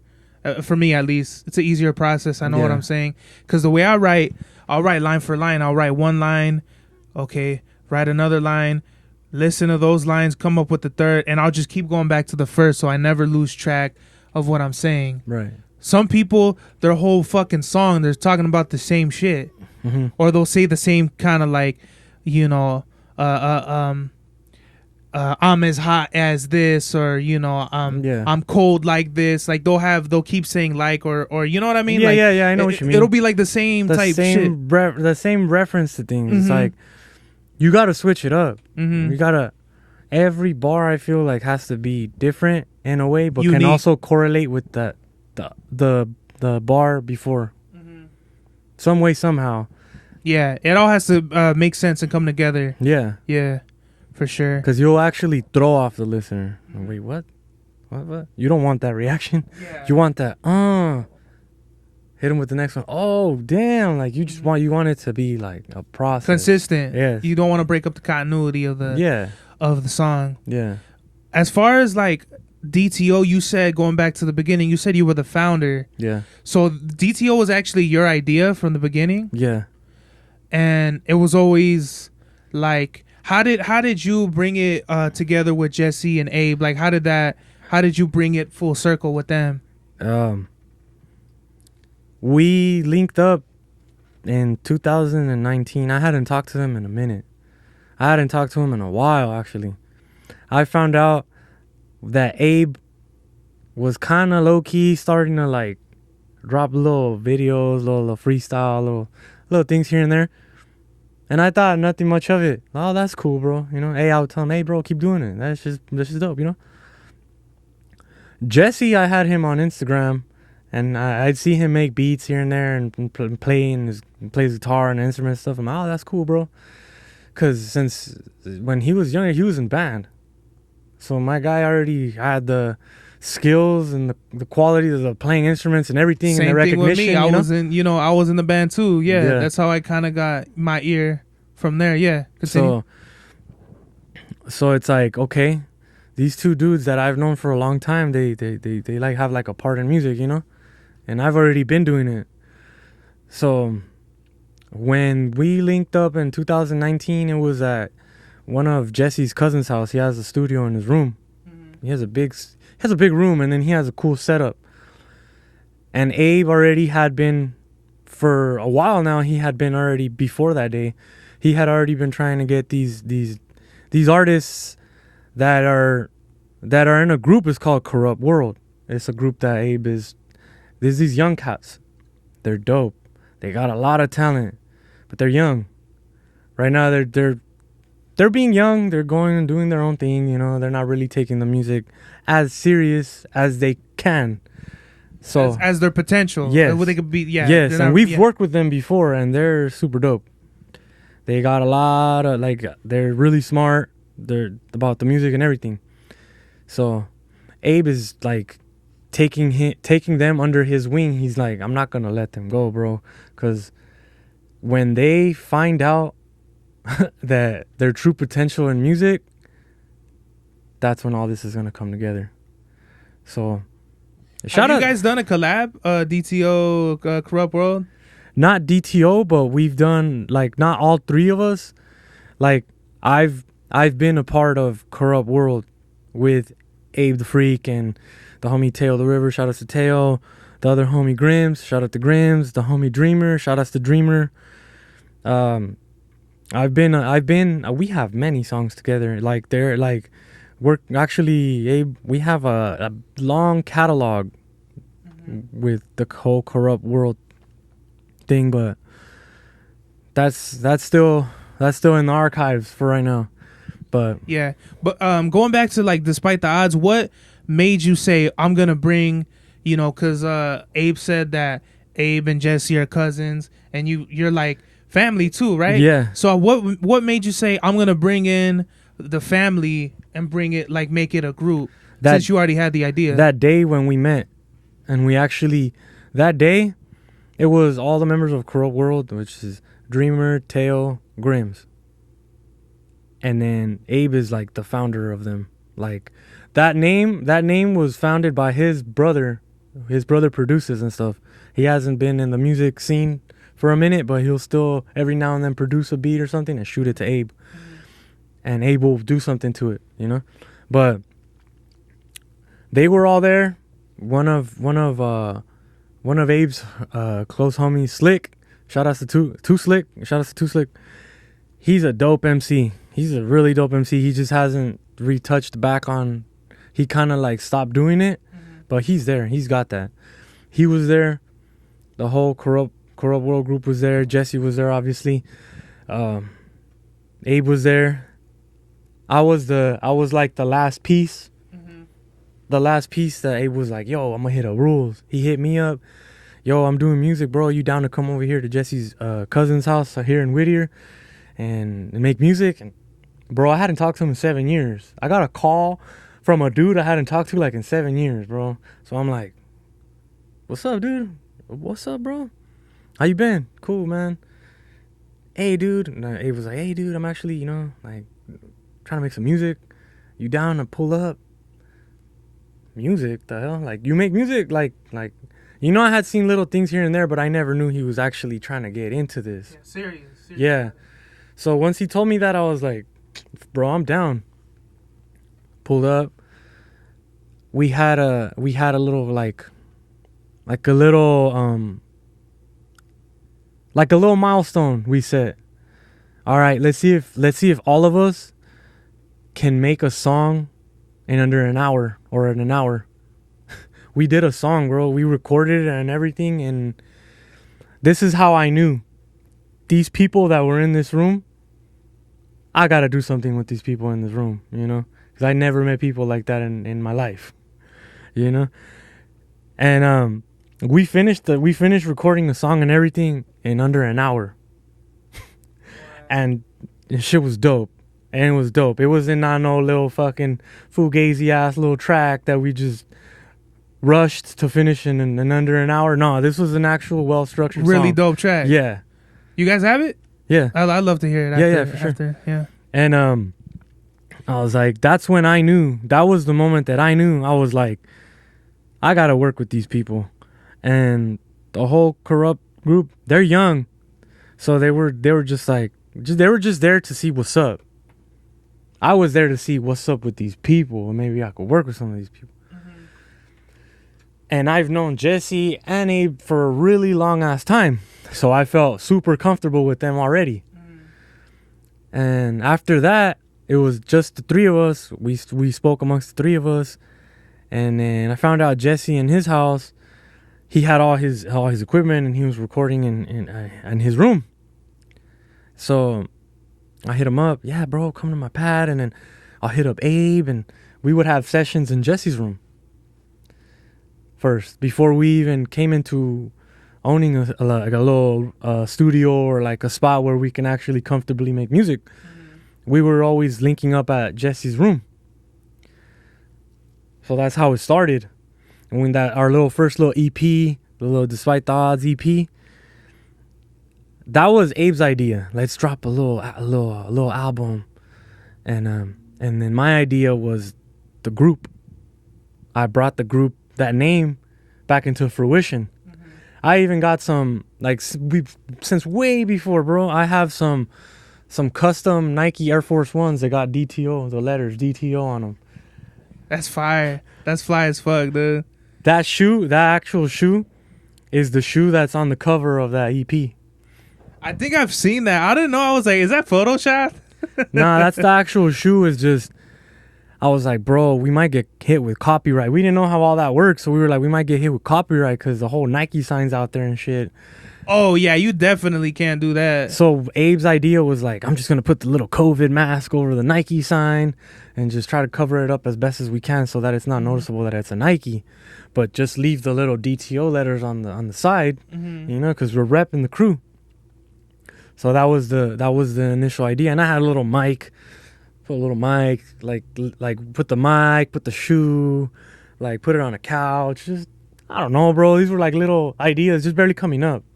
I think even if you wear like Nike or shit like that on like a big record, I think you might even get hit with something, because I think it's what is that? Would it be considered copyright infringement or something like that?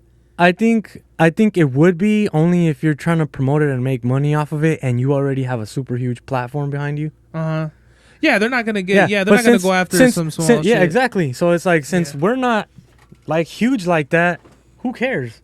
Yeah, it's not like they're gonna look into like, oh, these guys DTO are fucking rocking all. They got bigger shit. fish to fry. Yeah, you know what I'm saying. So in that sense, it don't really matter. But then when you really grow that platform, you really got to be careful with what you show and what you wear and stuff, what you promote. Mm-hmm. But anyways, though, I ran that idea by Abe. We made a track. The first track we made was Old School. It's called Old School. It's a back-to-back. Me and Abe just go back-to-back, bar for like 16. Like, I go from a 16, like, Abe starts it, 16, then I hit with him with 16, and then he hits him with a 16, and I hit him with a 16. And I was like, dude, like, that was the first song where I was like, bro, I have, like, so much fucking chemistry with this dude. It's fucking insane. Like, I know we already have it as people growing up, but we also have it in music. Like, I feel comfortable with him, like, writing 16s and just bouncing ideas back and forth with him, and we agree on things, and we see eye to eye with things, so I'm just like, fuck. That's the easiest, I feel. Like, family, there's no better chemistry than family. Like, when you've already known each other and you've already experienced sort of the same things, it's like, it's so much easier, you know what I mean? Because it's like, that's really what it be. When you make music with other people, you're really finding out, like, oh, like, how do our styles gel together, versus when it's already like your family. At least, like, you know, with me and my cousin, bro, like, it's nothing. It's like, it's really the matter of, like, a matter of time and the beat. Like, the beat goes on, we both fuck with it, and when in like 45 minutes the track is done, and then we record, and we got a fucking fire ass track. Exactly. And that's how it be. That's how the sessions be with us three in the studio. But going back to that, like, I had the chemistry with Abe, so I was like, hey, dude, after that track, yo, we should get a group. He's like, I'm down, but what would we call the group? DTO. DTO? What is that? Like, despite the odds. He looked at me. Dude, that's fucking sick. I'm down. So DTO started off, like, the very early beginning of DTO was just me and Abe. We didn't know if Jesse was going to be on board with it. So I was like, let me hit him up. Let me tell him. And the track that started DTO, like, the three of us, was The Message. Oh, okay. That was the first song you guys ever made together? Yeah. That's a dope song. That's Thank a dope you, bro. song. Appreciate it. Yeah. That one, I stumbled upon it because Jesse was working on the hook. He had the beat already. Like, when I went to his house, I pulled up, I walk in, a little sliding door, I stayed open. Like, walked in on him, was like, and he was singing the hook. I'm feeling fine, and he was into it. He knew I was standing there listening. He didn't care. He just kept singing it, and I was like, I was having ideas, just watching this guy just get down on it. I was like, bro, that's fucking sick. What is that? He's like, I don't know, dude. I'm just like, brainstorming, bro. Some ideas, whatever's. Nah, dude. Fuck no. That's not no whatever's. that shit sounds That's funny. That shit sounds dope. Yeah. I was like, do you got anything written to it? Like, you rapping on this, or what are you doing, or just singing on it? I don't know, dude. I'm just singing on it right now. Let me hop on it. Yeah, for sure.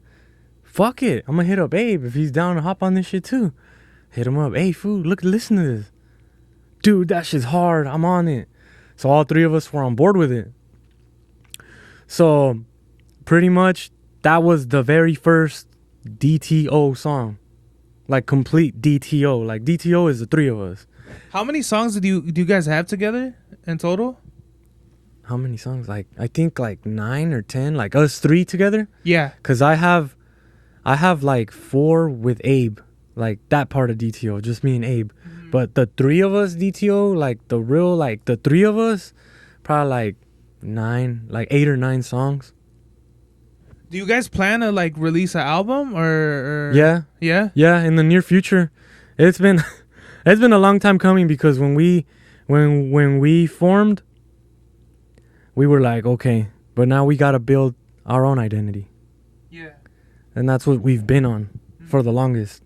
Building our own identity. Who is MC Rulez? Okay, well, I'm right here. This is me. Put on shows, make my own songs. So establish your individual selves as artists, Yes. And then figure out the group. Yes. That's dope. So that's what we usually tend to do when we go do shows.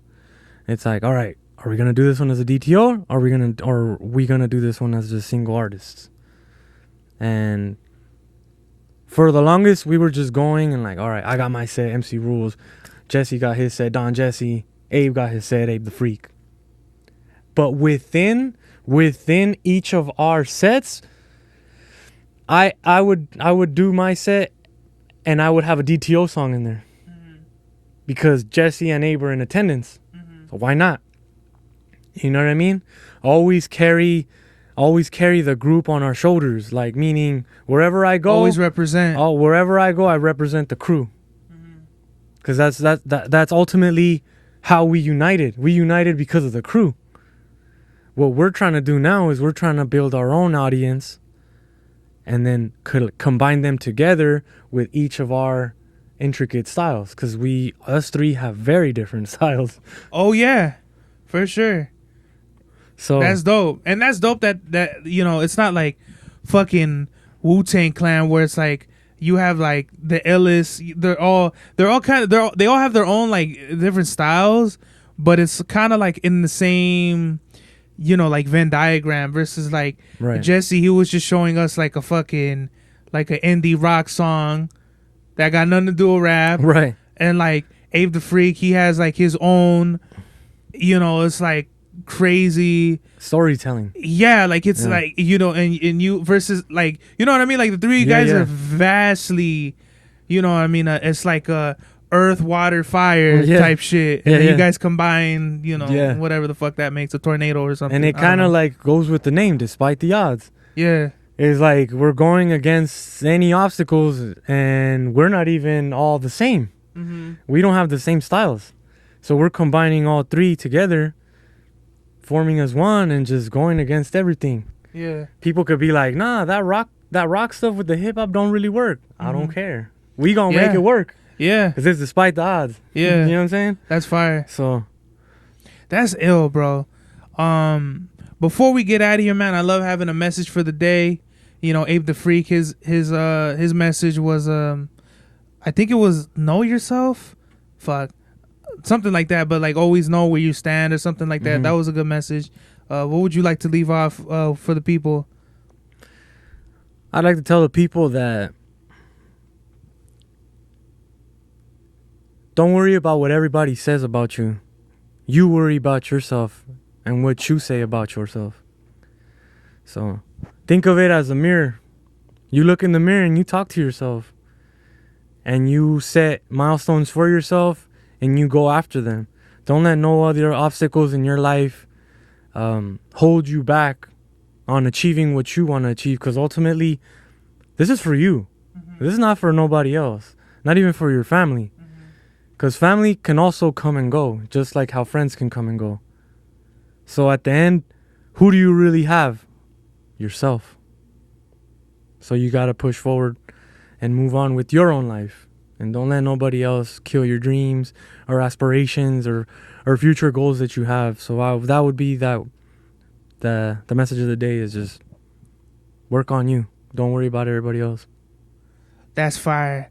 And that's a really great message to end the episode on. I would love to add more to what you just said, but you just killed it so perfectly. So we're gonna leave it off there. I would like to thank you, MC Rulez, for coming on. Appreciate you, sir. I appreciate for having me on. For sure. Much love. We'll definitely get Don Jesse on the next one, and we're gonna get the whole group at some point. Yes, sir. DTO, you know. Despite the odds, MC Rulez, this is the God's Hour. Max was the turnout of my lifestyle. Smoking green, blowing white clouds to build the blue skies. Conversating with the gods by my wildflower to let them know that it's the God's hour. This love's the never-ending saga. Guards by my wildflower, to let them know that it's the God's hour. This love's the never-ending saga. Guards by my wildflower, to let them know that it's the God's hour. This love's the never-ending saga. Guards by my wildflower, to let them know that it's the God's hour. This love's the never-ending saga. Walk through the sands of times like Gara. On the other side of that gad is karma. You wet Prada, the devil lay inside your box now while the angels fly over my headstone.